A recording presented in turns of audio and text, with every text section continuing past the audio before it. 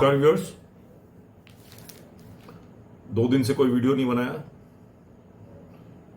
बड़ा परेशान सा था जब से ये हादसा हुआ है अहमदाबाद में, और मन भी नहीं कर रहा था कि मैं कुछ वीडियो बनाऊं। कारण स्पष्ट था, बहुत सारे जवान बच्चों की डेथ हो गई, खासकर मेडिकल कॉलेजेस से जो थे, और जो यात्री थे उसमें 241 के करीब। तो टोटल जो डेथ का जो स्कोर है, वो डेथ का जो नंबर है वो 280 के आसपास है। और अभी भी लोग बाग इंटेंसिव केयर यूनिट में, आईसीयू में हैं, तो डेथ की संभावना और है। लोग बात कर रहे हैं, टेक्निकल बातें कर रहे हैं, बहुत बड़ी बड़ी बातें कर रहे हैं। उसमें कंपनी भी है, जो बोइंग की कंपनी का भी डिस्कशन हो रहा है। डिफरेंट पायलट्स, जो पायलट्स हैं, अलग अलग पायलट्स हैं, पुराने जो लोग हैं जो एविएशन से जुड़े हुए हैं, वो लोग भी अपना वक्तव्य दे रहे हैं, अपना इंटरव्यू दे रहे हैं, और बहुत सारी टेक्निकल बातें बता रहे हैं। टेक्निकल बातों में बहुत सारी बातें ऐसी हैं कि भाई थ्रस्ट नहीं आया, एक्सीलरेशन नहीं आया, या पक्षी उसमें घुस गए थे, जेट में, इंजन में घुस गए थे, तो उसकी वजह से कोई बड़ा पक्षियों का ग्रुप था। ये सब बातें चल रही हैं। मैं इस बारे में ज्यादा कमेंट नहीं करना चाहता, क्योंकि अल्टीमेटली डेथ तो हो ही गई, 300 लोगों का नुकसान हुआ है, और 1.25 लाख लीटर तेल जल गया, जो एक अपने आप में एक बहुत बड़े बम का काम किया है। शक की सुइयां तो बहुत जगह है। मैं पिछले, जब से ऑपरेशन सिंदूर हुआ है, कुछ ना कुछ एक मेरा सिक्स सेंस ये कह रहा था कि लोग बाग जो भारत से बहुत चिड़े हुए हैं, चाहे वो अमेरिका हो, चाहे और कंट्रीज हो, यूरोपियन कंट्रीज हो, कहां क्या साजिश है। मैं साजिश की तरफ ले जाना नहीं चाहता, कहां क्या साजिश है पता ही नहीं चल रहा। देखिए, इसी तरह की एक डेथ हुई थी विपिन रावत जी की। हालांकि गवर्नमेंट भी कुछ कारण से क्योंकि कई चीजें बिल्कुल क्लियर नहीं हो पाती, और जब तक आपके पास प्रूफ ना हो, सबूत ना हो, तो आप उसको जगजाहिर भी नहीं कर सकते, आप उसके बारे में बता भी नहीं सकते, आप उसके बारे में बोल भी नहीं सकते। उस टाइम भी मेरे समझ में नहीं आया था। देखिए, आजकल हैक करना, बड़े बड़े सॉफ्टवेयर इंजीनियर्स हैं, बड़े बड़े हैकर्स हैं, पाकिस्तान जैसी कंट्री में हैकर्स हैं, टर्की में हैकर्स हैं, बड़े बड़े ग्रुप में। मैंने एक वीडियो भी बनाया था हैकर्स का। सब जगह हैकर्स बैठे हुए हैं, कब किस सॉफ्टवेयर को हैक कर लें कोई पता नहीं।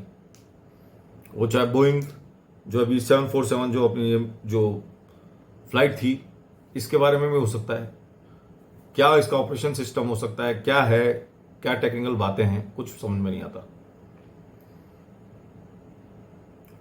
और कहीं ना कहीं मेरा जो एक गट फीलिंग थी, जो सिक्स सेंस ये कह रहा था कि कुछ गड़बड़ होने वाला है। कारण क्यों कि सब जगह से एक अजीब सी खबर आती थी, चिड़ी चिड़ी सी खबर आती थी। मतलब लोग चिड़े से पड़े हैं जैसे भारत के साथ। देखिए, हम लोग मीडिया में रहते हैं, वॉच करते हैं, वीडियोस बनाते हैं, तो पढ़ना भी पड़ता है, काफी कुछ पढ़ते भी हैं। मैंने देखा, अपना डेलीगेशन गया, कॉपी पाकिस्तान ने भी किया, हालांकि पाकिस्तान को फटकारा भी था लोगों ने, अमेरिकन जो लोग थे, कई लोगों ने, जो वहां के पत्रकार थे, मुस्लिम पत्रकार, उन्होंने फटकारा भी।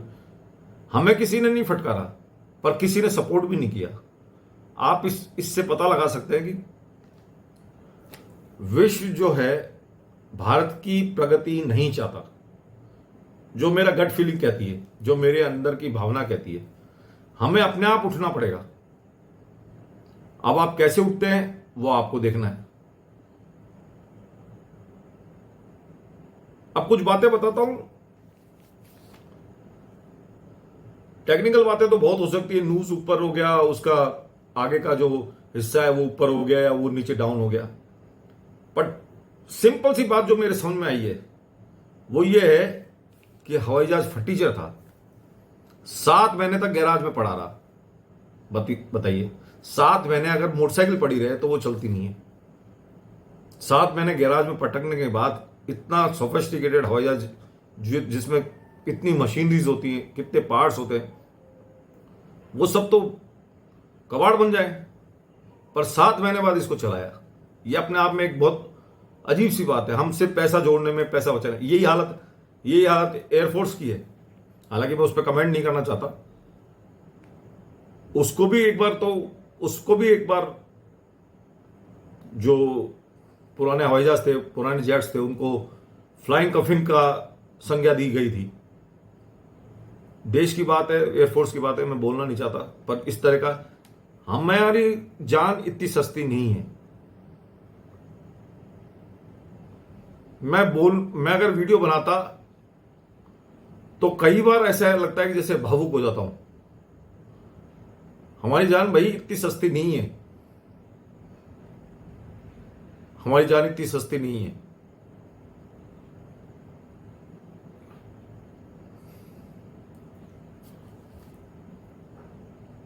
दो चार बातें करूं।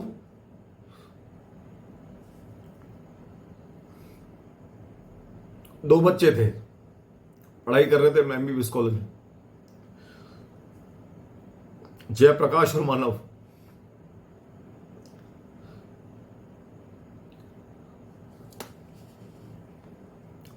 जयप्रकाश के पिता ने फार्मर थे, फार्मर होने के साथ साथ 2 साल पढ़ाई करवाई कोटा में।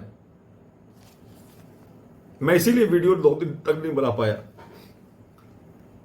675 मार्क्स थे उसके, ऐसे नहीं आ जाते 675 मार्क्स। उसने 2 साल तैयारी करी।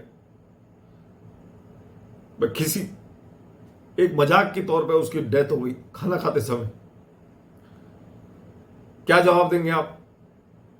फटी चला हवाई जहाज चला रखा है, क्या फायदा ऐसे हवाई जहाज की? अरे अगर नहीं है तो बंद कर दो यार। ऐसी अमीराई का क्या फायदा है बताइए? 241 लोग सब अच्छी फैमिली से थे, सब प्रॉस्पेरस थे, क्या फायदा हुआ? 7 महीने का हवाई जहाज, गैराज में पड़ा हुआ हवाई जहाज को आप चला रहे हो, ना उसका देखा ना भाला ना। अब बातें बनाते रहो, कितनी भी बातें बनानी है। पक्षी घुस गए, थ्रस्ट नहीं आया, एक्सेलेरेशन नहीं मिला। जयप्रकाश जैसे बच्चे, मानव जैसे बच्चे, होनहार बच्चे, मानव इकलौती संतान है अपने माता पिता की। आप अपने बच्चे के बारे में सोचिए, आप अपने बच्चे के बारे में सोचिए, एक बार हल्का सा सोचिए।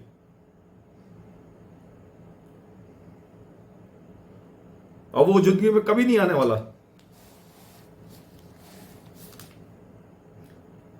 भाविक महेश्वरी, 2 दिन पहले शादी हुई थी, 2 दिन पहले शादी हो रही थी और वो लंदन जा रहे थे। सोचा था बाद में पत्नी को भी लेके जाएंगे। 2 दिन के अंदर, 2 दिन के शादी के 2 दिन बाद ही डेथ हो गई उनकी। डॉक्टर कौमी व्यास अपने 2 बच्चों के, 2 बच्चे, 3 बच्चों के साथ, 2 ट्विंस थे और एक बेटी थी डॉक्टर की। रात भर वो बच्चे अपने दादा की छाती पे खेले, वो लेट के सोए ट्विंस को, ये बातें वो बता रहे हैं। और दूसरे दिन डेथ हो जाती है। वो अपना जॉब छोड़ के जा रही है लंदन में सेटल होने के लिए अपने हस्बैंड के पास। सब खत्म हो गए, तीनों बच्चे खत्म हो गए और डॉक्टर कौमी भी खत्म हो गई।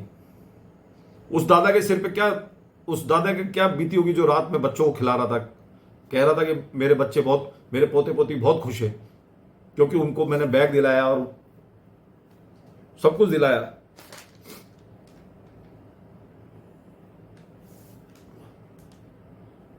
मैं बस इतना ही कहना चाहता हूं, श्री कृष्ण से बड़ा कोई नहीं है। जो रास्ते माया रास्ते ठाकुर जी रास्ते हैं। आप कह सकते हैं कि ये पुराने कर्म हो सकते हैं, या उसके लिए एक शब्द भी है, धार्मिक शब्द भी है।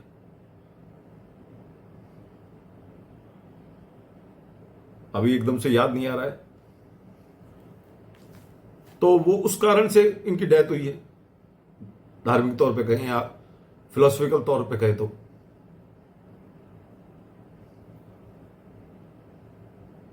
पर इसमें कहीं ना कहीं कोताही तो बरती गई है, इसमें कोई दो राय नहीं है। आप पुराने हवाई जहाज जब तक यूज करेंगे यही हाल होगा। पायलट्स ने कोशिश करी, नहीं करी। एक का 11,000 के करीब था, 8,000 से 11,000 का एक्सपीरियंस था, ये आवर्स का एक्सपीरियंस था। दूसरे का 1100 का समथिंग था। एक्सपीरियंस क्या क्या कर गया बताइए, नहीं डिसीजन ले पाए। थोड़ा सा टर्न कर देते, अगर उसकी नोज को थोड़ा सा टर्न कर देते तो वो मैच पे नहीं गिरता। इस मामले में एयरफोर्स के पायलट्स बहुत परफेक्ट होते हैं, खेत में गिरा देते हैं और लास्ट में गिरते गिरते भी, हालांकि उसकी स्पीड बहुत ज्यादा होती है। वहां पे काफी खुला मैदान भी था, किसी भी तरीके से अगर ये पायलट्स टर्न कर देते तो बहुत जाने बच जाती, पर क्या कारण रहा वो तो ब्लैक बॉक्स ही बताएगा। हाँ, वो शब्द में जो धार्मिक शब्द बोलना चाह रहा था वो था प्रारब्ध। आप प्रारब्ध पे इसको बात कहेंगे कि प्रारब्ध के कारण, पुराने प्रारब्धों के कारण ये सब हुआ है, पर ऐसा नहीं है। यहां पे बहुत बड़ी एक भूल नजर आती है। अगर ये भूल ना हो तो ऐसा ना हो, कहीं ना कहीं चूक तो हुई है। दोनों इंजन खराब होना करोड़ों बार में एक बार होता है, और ड्रीमलाइनर एक बहुत सेफ हवाई जहाज है, पर यहां तो आप इतने पुराने हवाई जहाजों को यूज कर रहे हैं, करे जा रहे हैं। एक केस था भूमि चौहान का, देखिए उनकी फ्लाइट लेट हुई। आदमी के दिमाग में बहुत प्रश्न आते हैं, और जब फ्लाइट छूटती है तो भाई मेरा इतना पैसे का नुकसान हो गया, अब मेरे को नया किराए नया फ्लाइट लेनी पड़ेगी जो ज़्यादा चार्जेस की होगी, क्योंकि पुरानी फ्लाइट्स को आप 2 महीने 3 महीने जो भी समय से पहले करा लेते हैं तो सस्ती पड़ती है। ये बात उनके दिमाग में चल रही होगी, पर बाद में जब उनको पता लगा कि वो फ्लाइट चली गई है तो उनको कितनी खुशी हुई होगी। तो ये दूसरा, गीता के अलावा, गीता एक वहां पे एक किताब मिली थी गीता का ग्रंथ कह लीजिए आप उसको, वो बिल्कुल जला नहीं है इतने हाई टेम्परेचर पे भी। 1.25 लाख लीटर जब पेट्रोल जलता है तो एक पता नहीं कितना हायर टेम्परेचर हो जाता है, पर वो गीता बची रही। इसी तरह से भूमि चौहान भी बची। एक दूसरा केस और था, मयंक करके एक मेडिकल स्टूडेंट थे, वो भी बच गए वो, क्योंकि कुछ मिनट्स पहले ही वो बाहर निकले। तो ये तो सब किस्मत की बातें हैं, इसके बारे में क्या कहें। एक और थे विश्वास, रमेश कुमार विश्वास कह सकते हैं, 39 साल के थे। वो कहाँ कैसे बाहर निकल गए वो या तो वो जानते हैं या भगवान जानता है। वहां से हवाई जहाज टूटा तो वो बाहर निकल गए या वो कूद गए या क्या कैसे।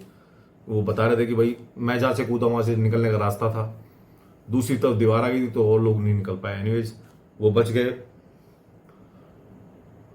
तो ऐसे कुछ ही लोग बचे, और इसमें शक की गुंजाइश है, ऐसा नहीं कि शक की गुंजाइश नहीं। देखिए 2 तरह के धड़े बट गए, 3 तरह के मान लीजिए। एक तो कह रहा है कि वह टेक्निकल फॉल्ट था, दूसरा कह रहा है कि हवाई जहाज पुराने थे, या तीसरा कह रहा है कि इसमें कहीं ना कहीं किसी तरह की शंका जरूर है, कुछ ना कुछ लफड़ा हो सकता है इसमें। बहुत सारी एजेंसीज देखिए काम करती हैं इस तरह के, कभी वैज्ञानिकों को मरवा देती हैं, कभी क्या कर देती है, कभी क्या कर देती है। अभी कुछ नहीं पता इस टाइम। सब इंडिया से चिड़े हुए हैं, भारत से चिड़े हुए हैं, ये मान के चलिए आप। कोई ऐसा खुश नहीं है, दूर दूर से सब सांत्वनाएं तो दे रहे हैं, पर मेरे को नहीं लगता कि इसमें कहीं ना किसी का हाथ है। और गवर्नमेंट के पास सबूत नहीं होंगे तो शक होने पर भी गवर्नमेंट को पता भी होगा कि किसने गिरा है तो भी नहीं बोल पाएगी, क्योंकि जब तक सबूत क्लियर नहीं है तो आप किसी को बोल नहीं सकते। तो यही होने वाला है, इसको भी दबा दिया जाएगा जैसे विपिन रावत जी की डेथ को दबा दिया गया, क्योंकि सबूत न होने के कारण आप जानते ही हैं कि आप विश्व पटल पे बोल नहीं सकते।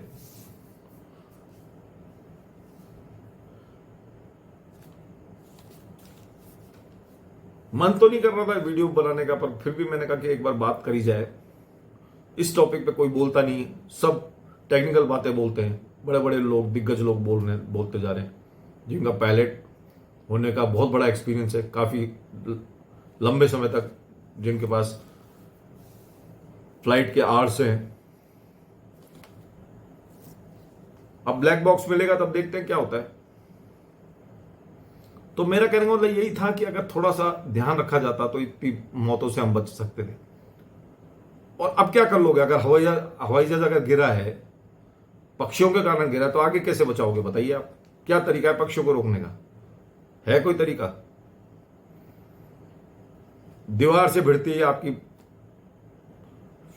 एयरपोर्ट की दीवार से भिड़ती है आपकी कम्युनिटीज स्टार्ट हो जाती है, लोगों का रहना स्टार्ट हो जाता है, वहां घर है उनके, मैसेज है। ये डिस्टेंस नहीं, ऐसी जगह नहीं बनाया जा सकता था जहां दूर हो, कम से कम ये सब हो। क्योंकि सबको पता है कि हवाई जहाज का सबसे खतरनाक पॉइंट दो ही होते हैं, एक तो उतरते समय, एक चढ़ते समय। अगर वो सही चढ़ जाता है तो वो अहमदाबाद सिटी पार कर जाता।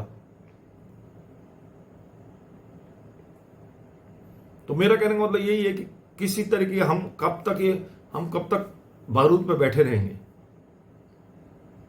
गवर्नमेंट को इस बारे में संज्ञान लेना चाहिए कि जो घर बिल्कुल जुड़ते हुए हैं एयरपोर्ट से, उनको या तो हटाया जाए, शिफ्ट करा जाए। एक बार तो दुख होगा, उनको अच्छी जमीन और वो सब अलोकेट करके उस जगह को खाली कराया जाए। यहां पे भी मैदान थे, अगर पायलट्स चाहते, पर वो पता नहीं बहुत मेड एक वगैरह की वार्निंग दे रहे थे, पर कहीं वो हल्का सा भी अगर शिफ्ट कर लेते, कुछ एंगल शिफ्ट कर लेते लास्ट में। पर आदमी जब उसको लगता है कि मेरी मृत्यु होने वाली है और बचने की उम्मीद कम होती है, तो वो शायद डिसीजन लेना भूल जाता है। अगर वो थोड़ा सा नोज इधर कर लेते, तो मैं देख रहा हूं कि पिक्चर है, 4 बिल्डिंग एक साथ है, मैच एक तरफ है, थोड़ा सा टर्न कर लेते तो शायद ये हवाई जहाज जमीन पे क्रैश होता, ना कि किसी बिल्डिंग में। एनीवेज, इस पे मैं कमेंट नहीं करना चाहता, क्योंकि ये उनकी उस टाइम क्या परिस्थिति रही होंगी और अच्छे से अच्छा डिसीजन लिया होगा, ये मान के चलते हैं। तो मेरी गवर्नमेंट से हाथ जोड़ के गुजारिश है, इस तरह के हवाई जहाज़ों को, इस तरह की जितने भी बोइंग हवाई जहाज हैं या जो भी प्लेन्स हैं, चाहे वो एयरफोर्स में हो, चाहे वो एविएशन में हो, इनको हटाया जाए और जल्दी से जल्दी हटाया जाए। कम है तो कम फटीचर हवाई जहाज़ों को मत चलवाइए प्लीज, क्योंकि इसमें सब प्रबुद्ध लोग बैठे थे, हाई जेंट्री बैठी हुई थी, काबिल लोग बैठे हुए थे, कोई भी एक्स्ट्रा आदमी नहीं था, ढंग के लोग थे। अब चीफ मिनिस्टर ही थे रूपानी जी, उनके बारे में क्या कहेंगे बताइए। देश को भी नुकसान हुआ, पार्टी को भी नुकसान हुआ। ये अगर रहते तो कुछ ना कुछ काम करते, देश के लिए काम करते, कहीं गवर्नर बनते या कुछ करते।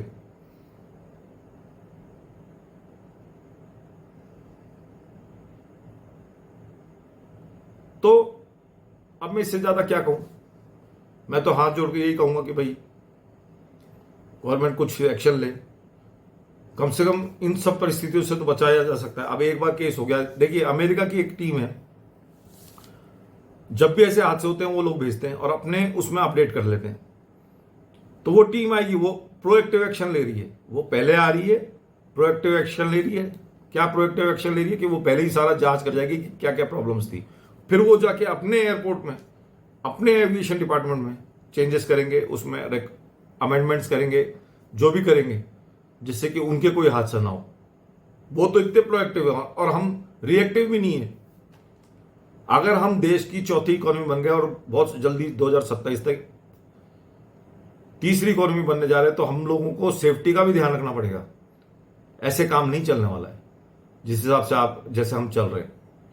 वाकई में हमको कोई ना कोई डिसीजन, नहीं तो हमारा नुकसान, मतलब इतना नुकसान हो जाएगा कि पूछिए मत। जिस हिसाब से भीड़ बढ़ रही है, पॉपुलेशन का कंट्रोल नहीं है, छोटे से कोई हवा चलती है तो लोग मर जाते हैं। तो ये सब चीजें सोचनी पड़ेगी। इसी के साथ मैं विदा लेता हूं। मैं आपसे क्या कहूं, बस भगवान से प्रार्थना करता हूं कि उनकी आत्मा को शांति दे।